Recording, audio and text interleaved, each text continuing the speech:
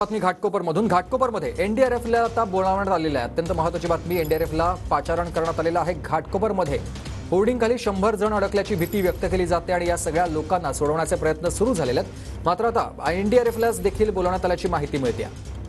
घाटकोपरमध्ये रमाबाई नगर परिसरामध्ये एक भलं होर्डिंग कोसळलेलं आहे, ज्याच्यामध्ये 100हून अधिक लोक अडकल्याची शक्यता वर्तवली जाते।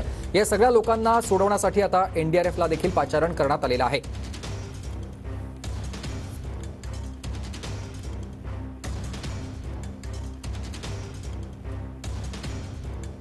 हाँ, वही निकालने, अब देखो कब निकलते हैं। ते पेट्रोल भरणे आए थे। पेट्रोल भरने आए थे। नक्कीच पाहिलं की यांचे भाऊ आहेत आणि कुणाचे पती आहेत ते आतमध्ये फसले आहेत। त्यांना वाचवण्याचं काम जे आहे ते सुरू आहे। या ठिकाणी पाहिलं की अनेक जे लोक आहेत ते आतमध्ये फसले आहेत, त्यांना बाहेर काढण्याचं सध्या जे आहे ते काम जे आहे ते सुरू आहे। रोहन से अविनाश माने, टीव्ही मराठी, मुंबई।